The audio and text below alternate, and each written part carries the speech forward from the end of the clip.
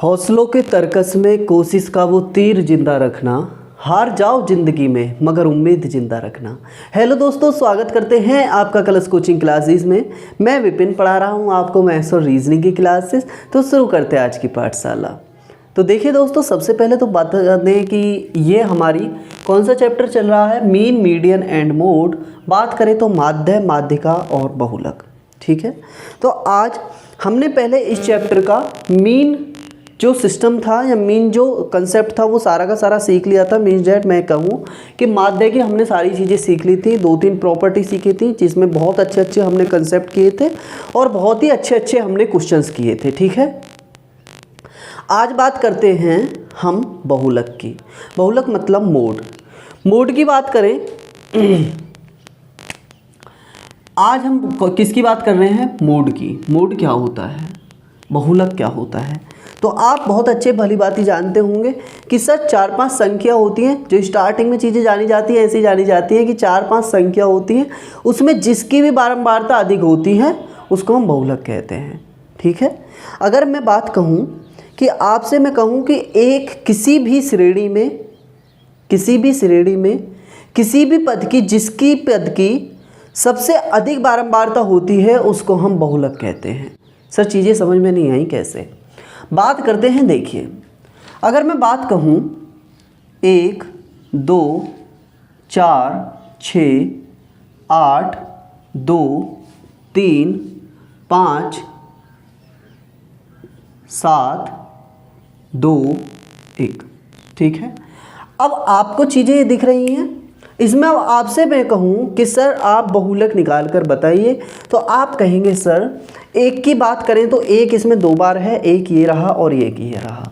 2 की बात करें तो 2, 2 और 2 मीन्स 2 है 3 बार। ठीक है, 2 है 3 बार। लेकिन अभी हम नहीं कह सकते कि यही बहुलक होगा। कैसे? क्योंकि और भी संख्या हैं। 4 एक बार है, 6 एक बार है, 8 एक बार है, 3 एक ही बार है, 5 एक बार है, 7 एक बार है। मीन्स डेट मैं यह कह सकता हूँ कि इसका जो बहुलक होगा वो 2 होगा, और जो कि हमारी परिभाषा पर सटीक बैठ रहा है। परिभाषा कहती है कि किसी भी श्रेणी में सबसे अधिक जिस पद की बारंबारता होती है वही उस श्रेणी का बहुलक कहलाता है। चीज़ें यहाँ तक समझ में आती हैं आपको? ठीक है, अगर मैं आपसे बात कहूँ कि सर हमें तो परिभाषा लिखनी है, हालांकि लिखने की ज़रूरत नहीं। अगर जो चीज़ें लिखने की होती हैं मैं उन्हें बोर्ड पर आपको बहुत ही अच्छे तरीके से लिखवा देता हूं, लेकिन जिसको भी यदि ये चीज़ें लिखनी हैं तो आप बहुत अच्छे तरीके से लिखेंगे। मैं आपको बोल सकता हूं कि किसी भी श्रेणी में सबसे अधिक बार आने वाले बारंबारता पद का मान बहुलक कहलाता है। ठीक है, चीज़ें समझ में आती हैं। अब हम क्या कहेंगे कि इसमें 2 तरीके के हम कंसेप्ट सीखते हैं, जैसे कि अभी हमने सीखा कि यह कंसेप्ट क्या था। ठीक है, अगर मैं दूसरे कंसेप्ट की बात करूं, आप टेंशन नहीं लेंगे। जैसे जैसे क्वेश्चन आएंगे मैं आपको कंसेप्ट रिटन कराता चलूँगा, तो आप इस चीज़ की बिल्कुल दिक्कत ना लें, आप बिल्कुल टेंशन ना लें। ठीक है, तो हम अब चीज़ों को देखें, तो चीज़ें क्या होती हैं दोस्तों कि अगर मैं कहूँ कि 2.2, 4.4, 3.3, 4.6, 8.4, 7.3 और 2.4। ठीक है, 2.4 यह हमारे पास में अभी संख्याएं हैं। अब मैं आपसे कहूं कि इसकी बारंबारता 4 है, इसकी 3 है, इसकी 1 है, इसकी 2 है, इसकी 5 है, इसकी 6 है और इसकी 1 है। ठीक है, तो अब मैं आपसे कहूं कि इन चीज़ों की बहुलक आप ज्ञात कीजिए कि इस श्रेणी में क्या आपको बहुलक लिख रहा है। ऊपर जो चीज़ें हैं वो छात्रों की आप नंबर मान सकते हैं और नीचे बारंबारता मान सकते हैं। बारंबारता मतलब होता है किसी भी चीज़ का रिपीटिशन या किसी भी चीज़ की दोहराया कितनी बार है। तो आप कहेंगे सर किसकी बारंबारता, मैं आपसे कहूँ किसकी बारंबारता अधिक है, तो आप कहेंगे सर यहाँ पर 6 बारंबारता हो रखी है। ठीक है, 6 बारंबारता हो रखी है। और आप एक चीज़ में कंफ्यूज हो जाएंगे कि सर इसमें फिर बहुलक 6 होगा क्या, तो मैं आपसे कहूँगा दोस्तों बहुलक की बात करें तो बहुलक क्या होगा, तो आप कहेंगे सर 6 बहुलक नहीं होकर मैंने आपको परिभाषा में क्या कहा कि जिसकी बारंबारता सबसे अधिक होती है, जिस पद की भी बारंबारता सबसे अधिक होती है, तो आपसे मैं कहूँ बारंबारता किसकी ज़्यादा है, तो आप कहेंगे सर 6 बारंबारता ज़्यादा है और इस पद का मान क्या है 7.3। तो बहुलक की बात करें तो दोस्तों वो हो जाएगा इसका 7.3। ठीक है, यहाँ तक चीज़ें समझ में आती हैं। बहुलक हो जाएगा 7.3। अब मैं आपको इसी टाइप के क्वेश्चंस आपके सामने रखेंगे और चीज़ों को आगे बढ़ाएंगे। ठीक है, तो देखिए क्वेश्चन क्या कहता है। सबसे पहले मैं आपके सामने क्वेश्चन पढ़ूंगा और उसके बाद में आपको चीज़ें दोहराई जाएंगी। अगर आप कहें तो मैं पूरा क्वेश्चन इस पे लिख दूं, अगर आप कहें कि सर संख्या लिख दीजिए और उन चीज़ों को बोल दीजिए जो आप लिखाना चाह रहे हैं, तो मैं यह भी कर सकता हूं। ठीक है, तो एक काम करते हैं, जो ऊपर की रिटन भाषा है मैं उसे बोल देता हूं, आपको चीज़ें समझ में आ जानी चाहिए और धीरे धीरे बोलूँगा तो आप क्वेश्चन बनाकर उसको लिख भी सकते हैं। ठीक है, तो हम डायरेक्ट फिर क्वेश्चंस पर ध्यान देंगे। सबसे पहले बात करते हैं, पहला क्वेश्चन कहता है कि किसी गेंदबाज द्वारा 10 क्रिकेट मैच में लिए गए विकेटों की संख्या निम्नलिखित है। किसी गेंदबाज द्वारा 10 क्रिकेट मैचों में लिए गए विकेटों की संख्या निम्नलिखित है और जो संख्या है वह है 2, 6, 4, 5, 0, 2, 1, 3, 2 और 3। ठीक है, क्वेश्चन में क्या कहा था कि किसी गेंदबाज द्वारा 10 क्रिकेट मैचों में लिए गए विकेटों की संख्या ये है कि एक मैच में उसने 2 लिए, उसके बाद में 6 लिए, उसके बाद में 4 लिए, उसके बाद में 5 लिए। तो आपसे कहा गया है कि सर इस क्वेश्चन का आप बहुलक बताएंगे। तो बहुलक क्या होता है कि जिसकी दोहराना सबसे ज़्यादा बार हो रहा है। तो आप कहेंगे सर 2 की बात करते हैं, 2 को गिनते हैं, 2 एक बार, ये यहाँ और ये यहाँ, मीन्स डैट मैं यह कह सकता हूँ 2 जो आ रहा है वो 3 बार आ रहा है। ठीक है, चीज़ें समझ में आती हैं, 3 बार आ रहा है।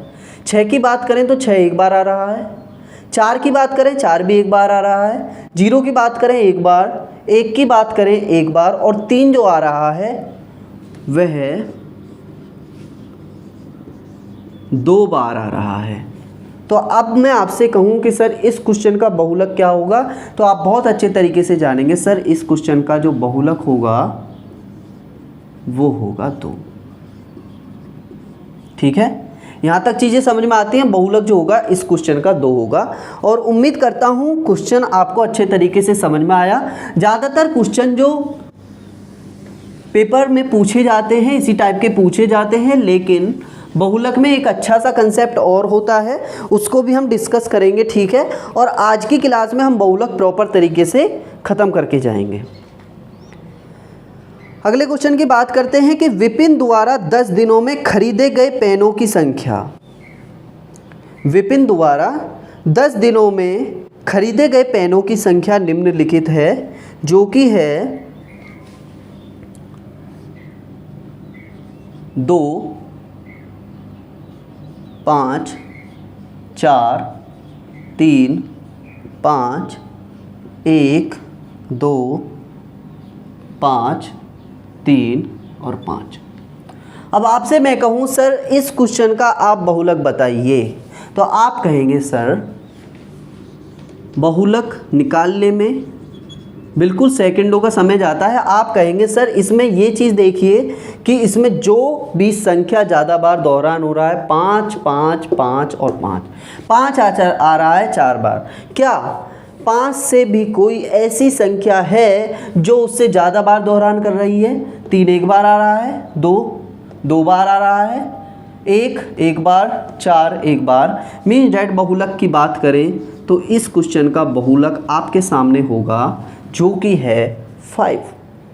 चीज़ें समझ में आती हैं? बहुत मज़ा आ रहा है इन क्वेश्चन को करने में, ठीक है? तो कोई दिक्कत वाली बात नहीं है, इसी टाइप के क्वेश्चन होते हैं, ठीक है? अब हम हल्के से अपने कंसेप्ट को आगे बढ़ाते हैं। कंसेप्ट क्या कहता है? कंसेप्ट कहता है कि निम्न बारंबारता बंटन के लिए बहुलक ज्ञात कीजिए। बहुलक ज्ञात कीजिए। अगर मान की बात करें और नीचे बारंबारता की बात करें, इस टाइप का भी मैं स्टार्टिंग में कंसेप्ट आपको बताया कि मान और बारंबारता वाला। तो ऊपर मान जो दे रखे हैं वो दे रखे हैं 2.2, 2.3, 2.4,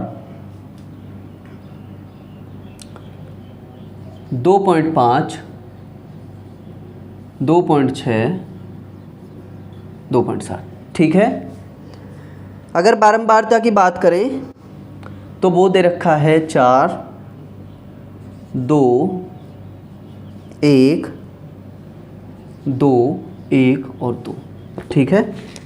यहाँ तक चीज़ें समझ में आती हैं, दिख तो रहा होगा आपको प्रॉपर तरीके से।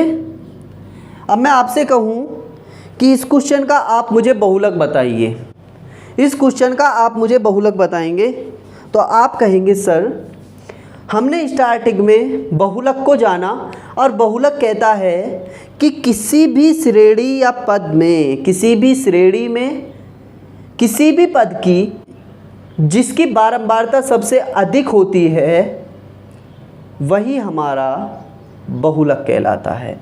अब बारंबारता की बात करते हैं 4, 2, 1, 2, 1, 2, तो आप कहेंगे सर रिपीटेशन नहीं दोस्तों, बारंबारता का मान सबसे अधिक। तो आप कहेंगे अगर आप रिपीटेशन की बात करें 2b 2b 2b, क्या इसका बहुलक 2 होगा? नहीं, ये चीज़ अलग है, बारंबारता अलग है। आपसे मैं कहूँ सर सबसे अधिक बारंबारता वाला जो पद है उसकी बारंबारता है 4, तो क्या सर इसका बहुलक 4 होगा? नहीं दोस्तों नहीं। क्यों? क्योंकि बारंबारता 4 है और इसका जो पद है वह है 2.2। तो मैं बहुलक की बात करूं तो बहुलक इसमें हो जाएगा 2.2। चीज़ें समझ में आती हैं? किसी भी श्रेणी में उस पद का मान जिसकी बारंबारता का मान सबसे अधिक होता है। 4, 2, 1, 2, 1, 2 मीन्स डैट 4, और 4 की वैल्यू उसका पद 2.2, इसका मतलब हमारा बहुलक हो गया 2.2, ठीक है? यहाँ तक चीज़ें समझ में आती हैं? यहाँ तक चीज़ें समझ में आती हैं? अब हम अपने कंसेप्ट को हल्का सा आगे बढ़ाएंगे, ठीक है? अपने कंसेप्ट को हम हल्का सा आगे बढ़ाएंगे और वो किस टाइप के सवाल होंगे तो उसको मैं आपको सामने रखूँगा। तो हम आगे बढ़ेंगे, वर्गीकरण सतत आंकड़ों का बहुलक ज्ञात करना। क्या होता है? कंसेप्ट डालकर लिखेंगे वर्गीकरण सतत आंकड़ों का बहुलक ज्ञात करना, ठीक है? वर्गीकृत सतत आंकड़ों का बहुलक ज्ञात करना। अब मैं आपके सामने कहूं कि सर ये क्या है, तो दोस्तों हम बहुलक की बात करते हैं और फॉर्मूले की बात करते हैं। इसका फॉर्मूला होता है L + F1 - F0 upon F1 2F1 minus F0 - F2 into H। Sir मुझे तो डर लग गया इस फॉर्मूले को देखकर, ये क्या होता है। तो डरिए नहीं दोस्तों, चीज़ें समझ में बहुत अच्छे तरीके से आएंगी। बस आपको इस फॉर्मूले को याद करना है। 2 से 3 सवालों पर इस फॉर्मूले पर प्रैक्टिस करेंगे। यकीन मानिए आप यहाँ सर इस क्लास को लेकर जाएंगे ना, तो इसको प्रॉपर तरीके से याद करते हुए जाएंगे। अब मैं आपके सामने इनकी वैल्यू रखता हूँ L F1 F0 2F1 F0 F2 into H क्या होता है। ठीक है, तो बात करते हैं। अगर मैं L की बात करूं तो L क्या होता है, तो L होता है बारंबारता वाले पद की निम्न सीमा। इस फॉर्मूले की बहुलक निकालने के लिए क्यों आवश्यकता पड़ी, तो आप इन चीज़ों को भी आसानी से जानेंगे। ठीक है, अगर मैं F1 की बात करूं तो वो होगा बारंबारता वाले पद का मान। ठीक है, आगे की बात करें F0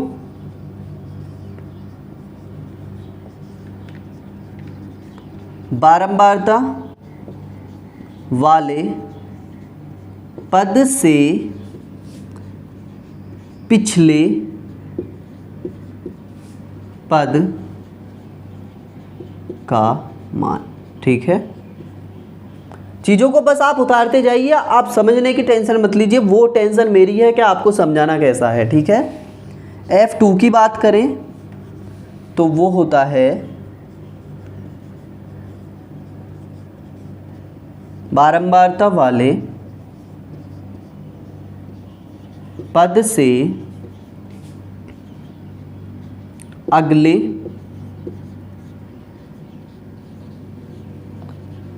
पद का मान। ठीक है, आगे की बात करें H पद का वर्ग अंतराल। पद का वर्ग अंतराल। ठीक है, ये चीज़ें यहाँ तक आपके समझ में आती हैं। मैंने क्या कहा आपसे, L की बात करते हैं, बहुलक निकालने का फॉर्मूला था और फॉर्मूले की आवश्यकता क्यों पड़ी आपको बहुत अच्छे तरीके से पता चल जाएगी। L की बात करते हैं, L होता है बारंबारता वाले पद की निम्न सीमा। F1 की बात करते हैं तो F1 होता है बारंबारता वाले पद का मान। F0 की बात करते हैं तो बारंबारता वाले पद से पिछले पद का मान। F2 की बात करते हैं तो बारंबारता वाले पद से अगले पद का मान। और H की बात करते हैं तो पद का वर्ग अंतराल। अब सर यह क्या है, यह चीज़ें हमारे बिल्कुल समझ से बाहर हैं, तो हम इन चीज़ों को कैसे समझें। एक काम करते हैं, इस कंसेप्ट को मिटाते हैं यहाँ से। ठीक है, इस कंसेप्ट को मिटाते हैं और चीज़ों को आगे देखते हैं। अच्छा, मैं फॉर्मूले को मिटा दूँ, बस नॉर्मल चीज़ें हमें देखनी है और बाद में फॉर्मूला यूज़ कैसे होगा वो तो हम क्वेश्चन में देखेंगे। ठीक है, थोड़ी सी जगह बच जाएगी। ओके ओके, तो देखिए दोस्तों, अगर मैं आपके सामने एक श्रेणी रखूं जिसके मान और बारंबारता दे रखी हो। ठीक है, अगर मैं बात करूं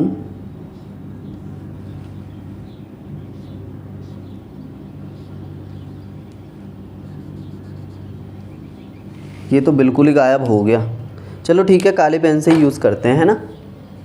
अगर मैं पद की बात करूं, 10 से 20 हो रखा है, 20 से 30 हो रखा है, 30 से 40, 40 से 50 और 50 से 60। ठीक है, 50 से 60। ओके, 3 4 6 5 और 1।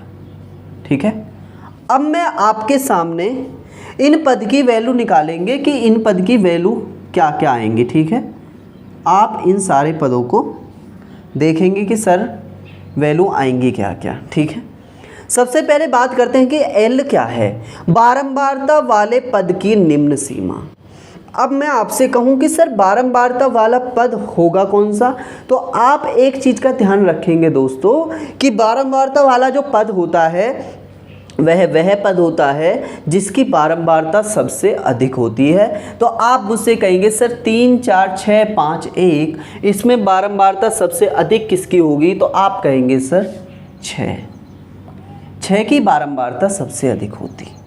ठीक है, क्या अब आगे बात करते हैं एल की वैल्यू, बारंबारता वाले पद की निम्न सीमा। मीन्स डेट बारंबारता वाला पद क्या है 30 से 40 और उसकी निम्न सीमा क्या है, वह है 30 और हाईएस्ट सीमा क्या है, वह है 40। तो निम्न सीमा की बात करें तो निम्न सीमा 30 थी, तो ये एल की वैल्यू है। ठीक है, बाद में बात करते हैं F1 की, बारंबारता वाले पद का मान। मीन्स डेट यह जो है जो कि हमने बारंबारता वाला पद माना है उसका मान क्या है, तो आप कहेंगे सर उसका मान है 6।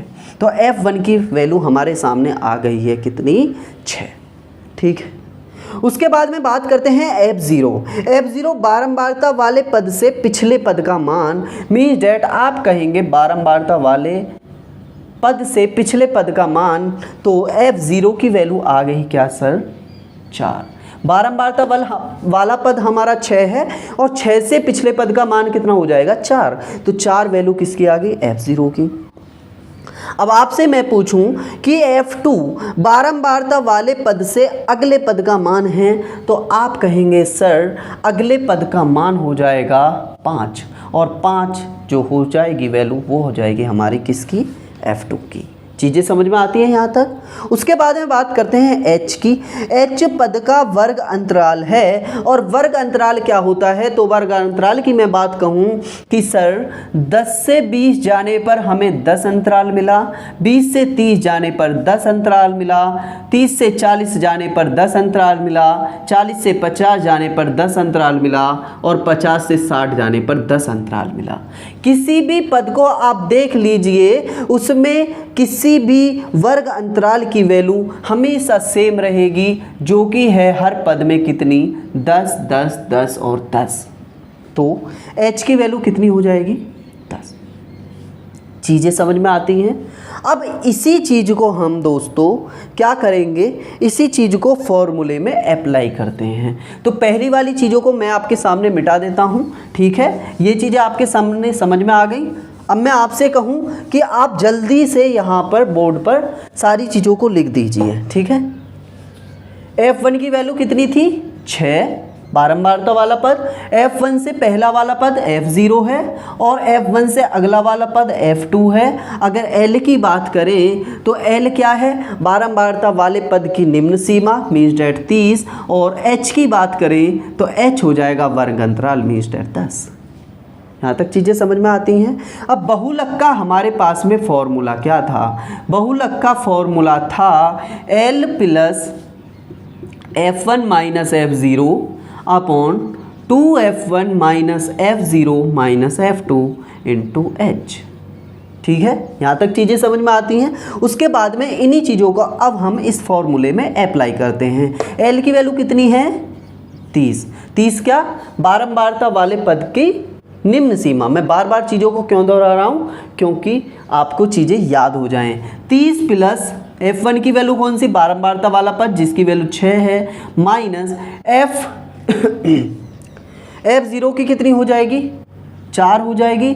2F1 की वैल्यू 2 गुणा 6 12 हो जाएगा, माइनस F0 की वैल्यू 4 और माइनस F2 की वैल्यू आप बताएंगे 5 और गुणा H है और H क्या है, वर्ग अंतराल मीन्स डेट 10। तो बहुलक की वैल्यू आप भली भांति निकाल सकते हैं। 30 प्लस 6 में से 4 गया 2 बटे 12 में से 5 4 9 गए तो कितने बचेंगे, 3 गुणे 10 मीन्स डेट। मैं आपसे कहूँ कि सर इधर लिख लेते हैं। ठीक है, कितना आया, 30 प्लस 20 बटे 3। अगर मैं इसे काटूँ 3 छिक्के 18, 6.67 हो जाएगा। तो 30 प्लस 6.67 बराबर हो जाएगा 36.67। और यही इस बहुलक की वैल्यू होगी, या यही मैं बात करूं कि इस सवाल के बहुलक का मान होगा। आपके सामने चीज़ें आपको अच्छे तरीके से समझ में आई, ठीक है। अच्छा सवाल था, हमने एक उदाहरण नॉर्मल तरीके से लिया। अब हम इसी टाइप के क्वेश्चन को आगे बढ़ाएंगे और 2 से 3 क्वेश्चन इसी कंसेप्ट पर हमारे क्या होंगे, आधारित होंगे, ठीक है, आधारित होंगे। अब देखते हैं अगले क्वेश्चन को। आपने स्क्रीनशॉट या जो भी चीज़ें ली हैं आपको ले लिए होंगे, ठीक है। अब देखिए काला ही पेन क्यों चल रहा है, आपको पता है क्या हुआ था आपके सामने, क्या हुआ था, दूसरा वाला जो मार्कर था उसने हमें बीच क्लास में धोखा दे दिया। अब हमारे पास में इतना तो टाइम है नहीं भाई कि उसमें इंक डाल लें, इसलिए मैं काला ही यूज़ कर लेता हूँ। अच्छा किसी को प्रॉब्लम तो नहीं है ऐसे? अगर आप कहें तो मैं क्लास को रोक के 1 सेकंड के लिए इंक डाल लेता हूँ, ठीक है। तो बीच में आपको हल्की सी क्लिकनेस दिखाई देगी और कुछ नहीं होगा क्लास में, ठीक। तो देखिए दोस्तों, हमने मार्कर अपना रेडी कर लिया है, नीला वाला भी, ठीक है। तो देखिए चीज़ों को बढ़ाएंगे आगे। अब हम क्वेश्चन की बात करते हैं कि क्वेश्चन ने कहा है कि अंक दिए हैं, अंक दिए हैं,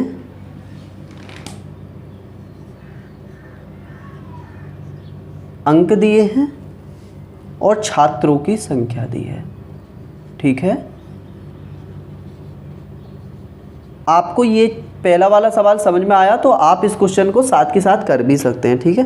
0 से 10, 10 से 20, 20 से 30, 30 से 40, 40 से 50, 0 से 10, 10 से 20, 20 से 30,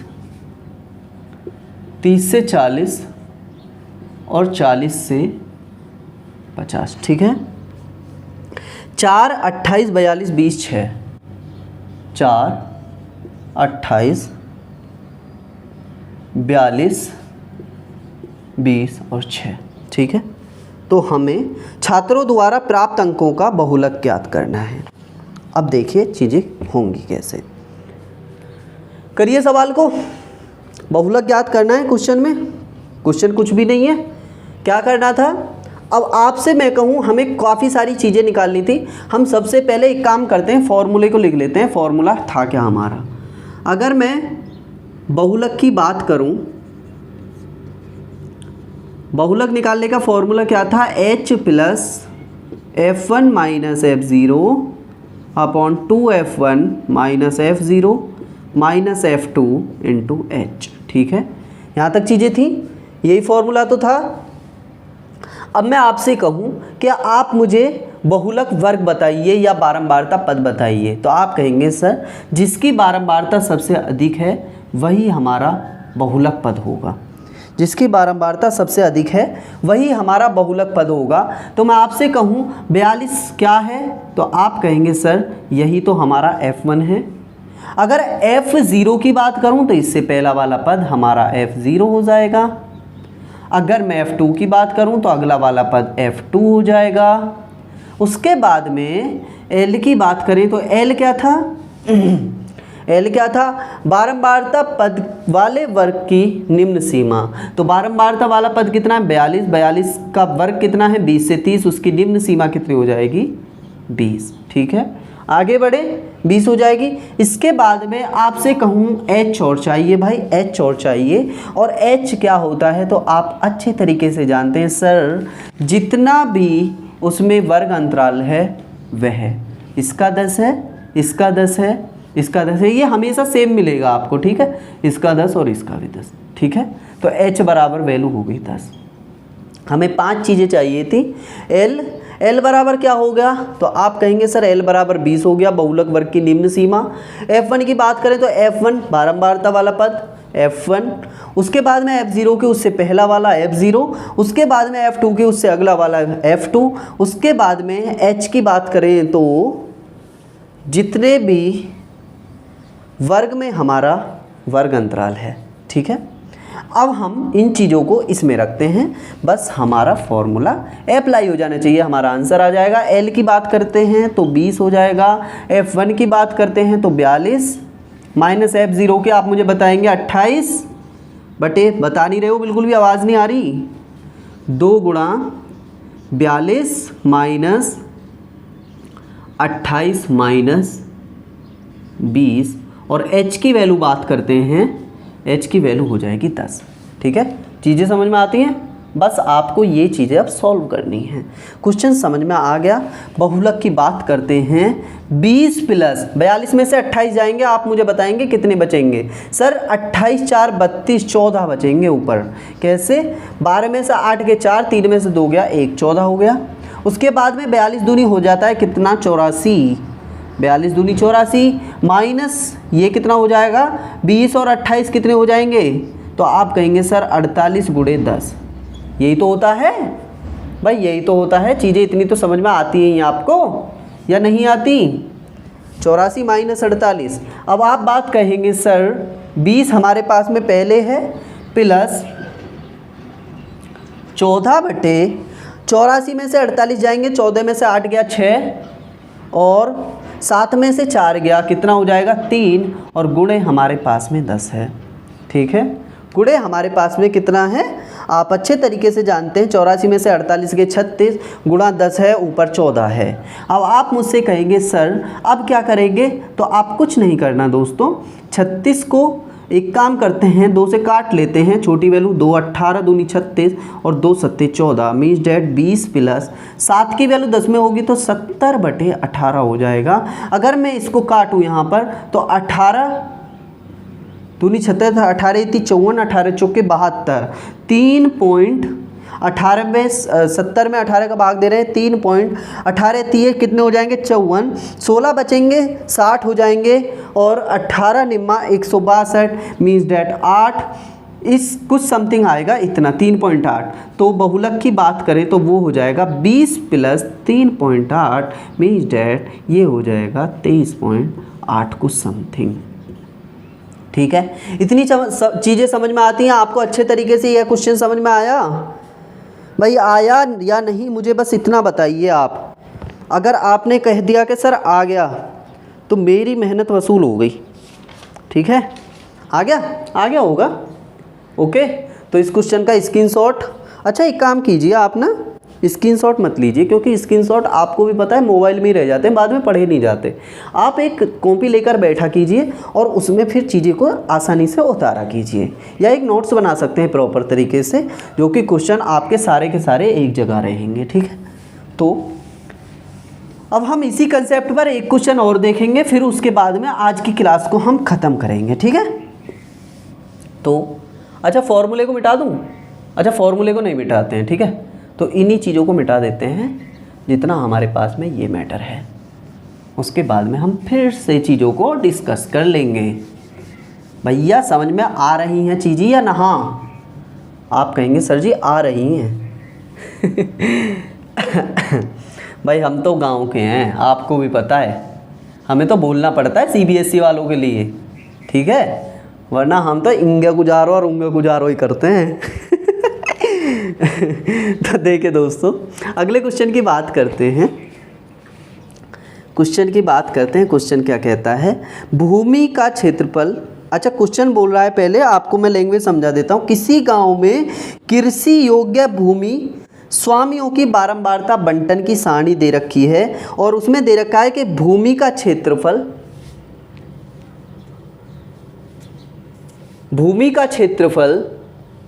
अच्छा क्षेत्रफल लिख दूं, भूमि का क्षेत्रफल और परिवारों की संख्या, भूमि का क्षेत्रफल परिवारों की संख्या, इतनी चीज़ें दे रखी हैं। ठीक है, अगर बात करें 1 से 3, 3 से 5, 5 से 7, 7 से 9, 9 से 11, 11 से 13, 1 से 3, 3 से 5, 5 से 7, 7 से 9 और 9 से 11। ठीक है, और एक और दे रखा है 11 से 13। ठीक, नीचे दे रखे 20, 45, 80, 55, 40, 12। कितने? 20, 45, 80, 55, 40, 12। ठीक है। अब आपसे मैं कहूँ कि इस क्वेश्चन में आप बहुलक कितना होगा, आप बहुलक निकाल के बताइए मेरे को। ठीक है। आपको परिवारों की संख्या दे रखी है, क्षेत्रफल किसका है, भूमि का क्षेत्रफल हेक्टेयर में है, और उसके बाद में ये बहुलक का फॉर्मूला आपके सामने है। इससे इजी कुछ हो ही नहीं सकता है। आप क्वेश्चन को अप्लाई करिए भाई, करना तो पड़ेगा। ठीक है। इसका तो कोई सॉल्यूशन नहीं है, क्योंकि आप भी जानते हैं संघर्ष का कोई विकल्प नहीं होता। अब सबसे पहले बात करते हैं एल की। एल कहाँ से आएगा? तो एल को निकालने के लिए सबसे पहले हमें देखना होगा बारंबारता पद, और बारंबारता पद की वैल्यू हम निकालते हैं कैसे कि जिसकी भी बारंबारता सबसे अधिक होती है। तो आप कहेंगे 20, 45, 80, 55, 40, 12, तो किसकी बारंबारता सबसे अधिक है? 80। ठीक है। ये बारंबारता पद हो गया। अब मैं इसमें एल की बात करता हूं, तो एल बराबर कितना हो जाएगा? बारंबारता वाले पद की निम्न सीमा 80, 5 से 7 पद है तो निम्न सीमा कितनी हो जाएगी? 5। यही तो एल कहता था, आप भी जानते हैं। ठीक है। उसके बाद में बात करते हैं F1 की। F1 क्या होता था? बारंबारता वाले पद का मान। तो बारंबारता वाला पद कितना है? 80 वाला, और 80 ही इसका आंसर हो जाएगा। उसके बाद में बात करते हैं F0 की। F0 क्या होता था? जो कि बारंबारता वाला पद है उससे पहले वाले पद की बारंबारता, 80 से पहला वाला पद 3 से 5, और उसकी बारंबारता है 45। थोड़ी स्पीड से, क्यों? क्योंकि हमें चीज़ें पहले समझ में आ चुकी हैं। F2 की बात करते हैं। F2 क्या था? बारंबारता वाले पद की अगली बारंबारता 80, 55 हो जाएगा। और लास्ट है हमारे पास में H। और H क्या है? H क्या होता है? जितने भी पद हैं उनका वर्ग अंतराल। 3 से 5 2, 5 से 7 2, 7 से 9 2, 9 से 11 2, और 11 से 13 2, 2 2 2 2 2 2, सब में 2 2 आ रहा है, तो इसका मतलब H की वैल्यू हो जाएगी 2। ठीक है। अब फॉर्मूले में रखते हैं। आप फॉर्मूले में मेरे को चीज़ों को रखाइए भाई। L बराबर 5 है तो 5 प्लस F1 की वैल्यू कितनी है? 80। F0 की वैल्यू कितनी है? 45 अपॉन 80 गुणा 2 कितने हो जाएगा? 160। 8 दूनी 16, 160 होता है, माइनस 45। और F2 की वैल्यू कितनी है? आप कहेंगे सर 55। ठीक है। और इनटू H की वैल्यू कितनी है? आप भी कहेंगे सर 2। चीज़ें समझ में आती हैं आपको अच्छे तरीके से? ठीक है।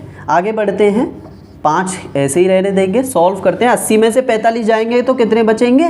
35। 160 में से 55 और 45 कितने होते हैं? आप मुझे ये बता दीजिए सर। 55 और 45 होते हैं 100, क्योंकि 5 इधर ले जाएंगे, 50 50 हो जाएगा 100। तो 160 में से मेरे को 100 घटाने होंगे इंटू 2। ठीक है। इधर आ जाते हैं। 5 प्लस 35 बटे 160 माइनस 100 कितना हो जाएगा? 60, और गुणे कितने हो जाएगा? 2। 2 में 30, 60 में 2 का भाग देंगे तो कितना बनेगा? 30। तो यहाँ पर हो जाएगा बहुलक बराबर 5 प्लस 35 बटे 30। ठीक है। यहाँ तक चीज़ें समझ में आती हैं अच्छे तरीके से। कैसे आए भाई? 80 में से 45 घटा दिया, 35 बचे। 160 में से 45 और 55 होते हैं 100। 160 माइनस 100 गुणे 2, 5 प्लस 35 ऊपर था, बटे 160 में से 100 घटाए तो 60 बचा, इंटू इधर 2 था। 2 से 60 को 30 बार काट दिया, 30 दूनी 60 होता है। उसके बाद में हम आंसर निकालने के लिए यहाँ पर लिख लेते हैं बहुलक, क्योंकि वही हमारा चल रहा है। अच्छा, तीर के निशान को तो आप जानते हैं। तीर का निशान मैंने इसलिए लगा दिया है क्योंकि मेरे को बहुलक निकालना था। बहुलक बराबर बहुलक बराबर बहुलक बराबर, इसलिए लिखने से बचने के लिए मैंने ये काम किया। ठीक है। 35 में 30 का भाग देंगे तो आप कहेंगे सर 30 से कम 30 हो जाएगा, बचेगा कितना? 5। ठीक है। उतारने के लिए कुछ नहीं, पॉइंट लगा के 0 बढ़ा लेंगे। और 50 में 30 का भाग देंगे तो आप भी कहेंगे सर 30 से कम 30, 20 बचेंगे, और 20 में पॉइंट लगाया है 0, 3 छिंग 18, 1.16 हो जाएगा। मीन्स डैट 5 + 1.6 हो जाएगा। अगर हम आगे बात करें 5 + 1.16, इसका मतलब बहुलक की वैल्यू हो जाएगी 5 + 1.16 मीन्स डैट 6.16। यह क्या हो जाएगा, मेरा बहुलक की मान। चीज़ें समझ में आती हैं यहाँ तक? ठीक है। और यही आज की क्लास का हमारा क्या था, लास्ट क्वेश्चन था। ठीक है, चीज़ें समझ में आई? आप करेंगे इन चीज़ों को और अच्छे तरीके से चीज़ों को सीखेंगे। ठीक है। अब हमारा इस चैप्टर में एक चीज़ और बची है हमें सीखने के लिए। हमने क्या क्या सीख लिया, मीन सीख लिया और मोड सीख लिया, हमें मीडियन और बचा है। मीन्स डैट माध्य बहुलक हमने सीख लिया और माध्य का इसमें बचा है। तो इस चैप्टर में हमारी एक क्लास और लगेगी, उसके बाद में ये चैप्टर हमारा फिनिश हो जाएगा। ठीक है। और उसके बाद में इसमें ना 2-3 चीज़ें ऐसी होती हैं जो कि विचरण गुणांक जानते हैं, विचलन जानते हैं, प्रसरण जानते हैं और अंतर जानते हैं। आप नहीं जानते, हम जानते हैं और आप सीख जाएंगे किसमें, अगली वाली क्लास में ये चीज़ें होती क्या हैं। ठीक है। तो उम्मीद करता हूँ क्लास आपको अच्छी लगी होगी, और यदि क्लास अच्छी लगी हो तो आप खुद जानते हैं आपको करना क्या है। लाइक, शेयर एंड सब्सक्राइब करना ना भूलें कलश कोचिंग क्लासेस को। आप विपिन कुमार के साथ में पढ़ रहे हैं मैथ्स और रीजनिंग की क्लासेस। आज की पाठशाला को यही समाप्त करते हैं। जय हिंद, जय भारत, नमस्कार।